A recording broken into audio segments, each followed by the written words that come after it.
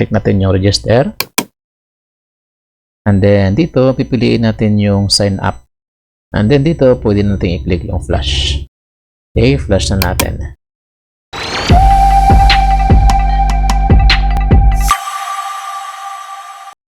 Okay, so ngayon po ay alamin natin kung paano mag-flash ng Kitify na system naman ng ating mga piso Wi-Fi, no? So, ang gagamitin natin dito ay yung OPI1 na ALAN. Yan. So, ALAN na board. OPI1 po yung ating gagamitin. So, as usual po, no? Yan, nag-build tayo ng piso Wi-Fi at gagamitin natin ay Kitify na system or OS. So, dapat meron po tayong card reader at saka SD card po natin. Ayan. Okay, so ang gagawin po natin mga ka-IT ay of course ilagay natin ito sa ating laptop. Insert natin dyan sa ating mga USB port, no, ng ating laptop, and then mag-reflash tayo. So ito, ilagay ko muna siya, insert ko muna dito sa USB port, and then lilipat po tayo sa laptop para po sa ating screen recording. Okay, so andito tayo sa ating laptop. Ang gagawin natin dito ay magbukas lang tayo ng ating file explorer, no, para ma-check natin yung ating SD card kung detected na ba ng ating laptop. So punta lang tayo sa this PC. And ayun, so andito na siya mga ka-IT. Na-detect na siya ng ating laptop. So, ang gagawin natin dyan, no, pag tayo ay nagre-reflash or kahit flash directly, pag bago yung ating SD card, ay kailangan natin siyang i-format. Of course, para malinis yung ating SD card. So, pag tayo ay nag-format dyan, ay gumagamit tayo ng SD card formatter. So, dito, i-search ko lang yung ating app. Ito po yung ating SD card formatter. So, open po natin. Okay, so humihingi siya na update. Ino ko lang muna. Ayun, so ito na siya. So, na-detect na dito yung ating SD card, no? Drive D. And then, pwede natin siyang i-format na. So, naka-quick format po dapat. Then, click natin yung format. Tapos, use lang natin. Successfully completed. So, tapos na. Then, okay lang natin. And, pwede na natin itong i-close. Ayan. So, next na gagawin natin dito, no, pwede na tayong mag-flash o mag-reflash ng ating Kitify na OS. Pero yung tanong dyan kung na-download na ba natin. Okay, so dapat na-download na po muna natin yung ating OS para po ma-flash na natin. So, bago tayo makapag-download, need muna nating mag-create ng account sa Kitify. Para, of course, kailangan natin yung account natin sa pagbili ng license, pag-activate. And of course, doon mismo no, ay pwede tayo mag-download doon ng OS. So, create muna tayo ng account. Minimize muna natin to. Punta tayo sa ating Firefox na browser. And then, punta po tayo, no, sa website nila, kitify.wifi.com. Ito na po yung kanilang website. Yan. So, dyan sa baba, scroll lang po tayo dyan. Meron po tayo mga mababasa dyan na mga information regarding sa Kitify. So, ang gagawin po natin dito, kailangan natin mag-create ng account. So, register po tayo. Click natin yung register. And then, dito, pipiliin natin yung sign up using Google Chrome or using Google. Yung Google account natin. Okay, so click natin yan. Tapos, ito yung email natin. Ha? So, gagamitin ko to. Click ko lang yan. And then, sabi dito, Google will allow Kitify pisowifi.com to access. So, okay lang. Continue lang natin. Okay, so ito na siya mga ka-IT. Sabi dito, register as a new membership. Ayan, so ito na yung ating email. Yun po yung ating gagamitin sa pag-login, no, sa account natin sa Kitify. So, dito sa phone naman, lagay lang natin yung ating cellphone number, 0970-462-139. And then, sa password naman, gawin lang po tayo din ng password. So, password po ito sa ating account sa Kitify. Yan, confirm lang natin dito. Then, click natin yung sign up. Okay, so sabi dito, registration is successful na. Okay, ito na yung ating dashboard.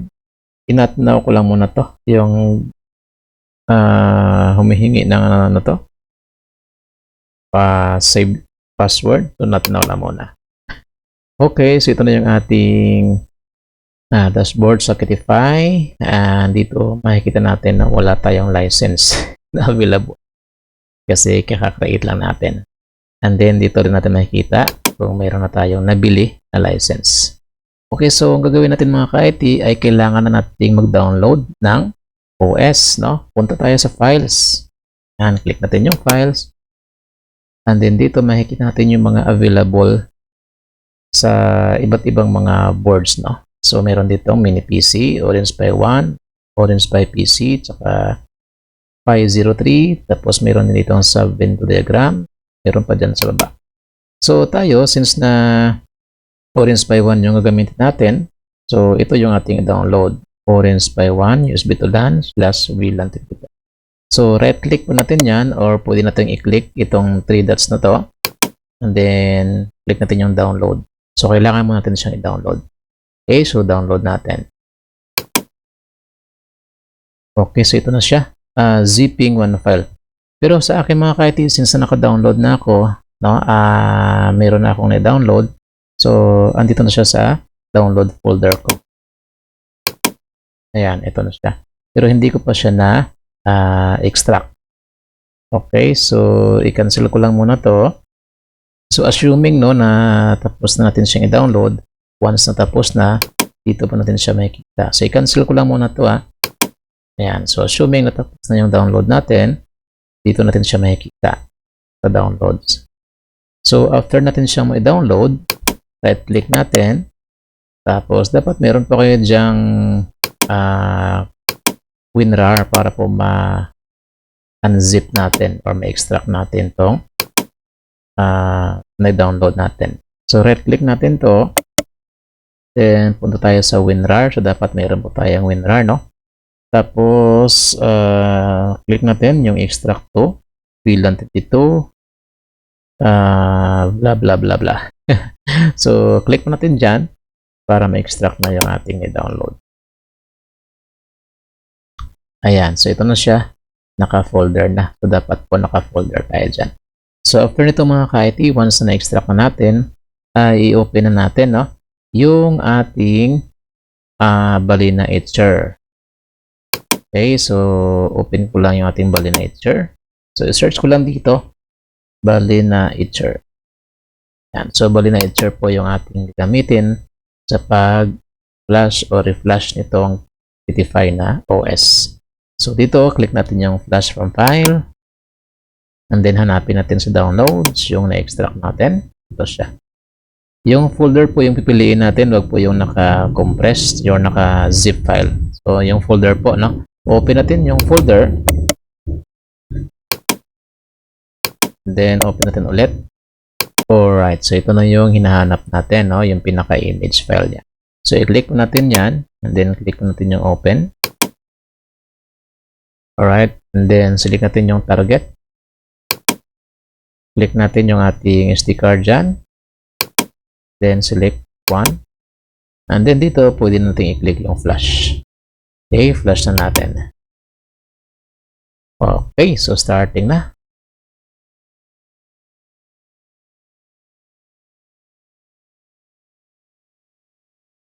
Okay, nasa validating na po tayo.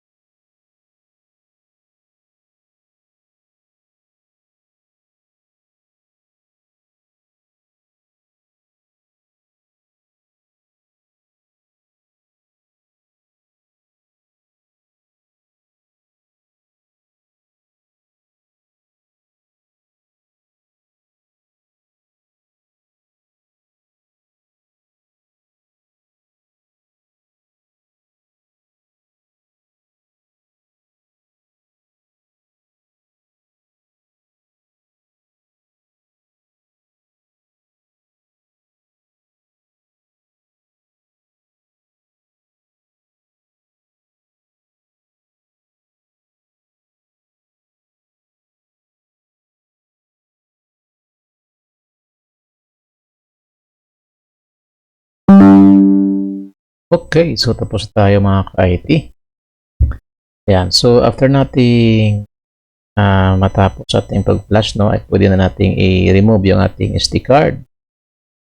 Okay, so lipat lang po tayo sa ating cellphone. I-close lang po natin to. Ayan. Alright, so since natapos tayo sa pag-flash, tanggalin na natin yung ating card reader.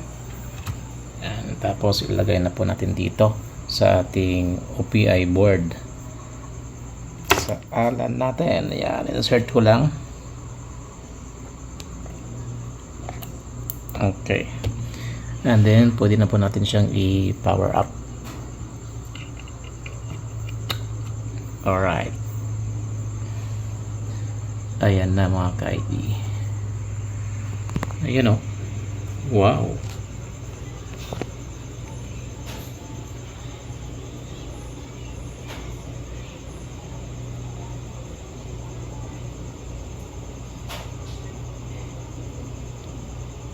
Yan, nag-boot up na siya.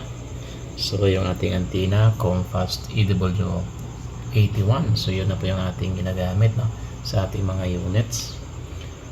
Okay.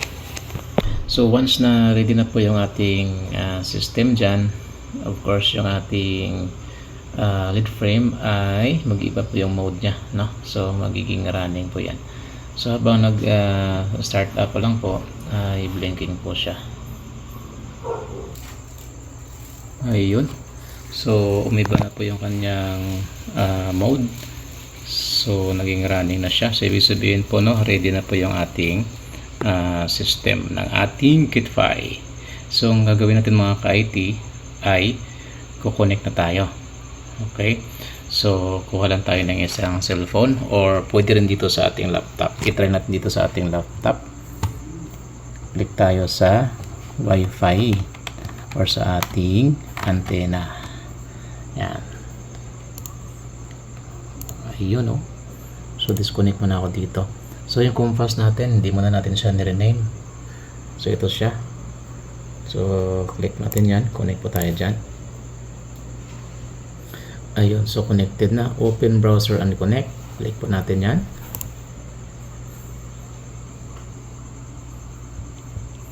So, titignan natin yung kanyang portal appearance. Okay, so ito na po yung kanyang portal. Wow. Ayos na ayos, oh. Ayan. Ito na yung kanyang portal. So, click natin yung insert coin. Try natin mag-click ng insert coin. Yun, oh. Yan. Maganda. Okay. So, try naman natin sa cellphone, no? Gamitin natin yung cellphone. Okay, sa mga ka-IT, ito yung cellphone natin isa. Yan. So, try natin connect.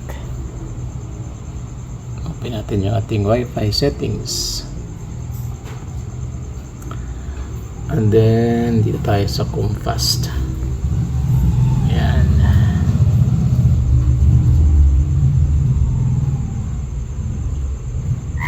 Yun. So, ito na yung kanyang portal. Iyan, oh. Ganda. So, ito yung sa laptop natin. Ito yung sa cellphone natin. Okay. Ayos. So, working na po yung ating pag-flash sa ating KitFi na OS or system natin. Iyan, oh. Okay. So, next natin gagawin mga ka-IT, no, ay kailangan nating i-activate yung license nitong ating KitFi na system. Okay, so ito connected ito sa ating internet. Meron na yung internet. Okay.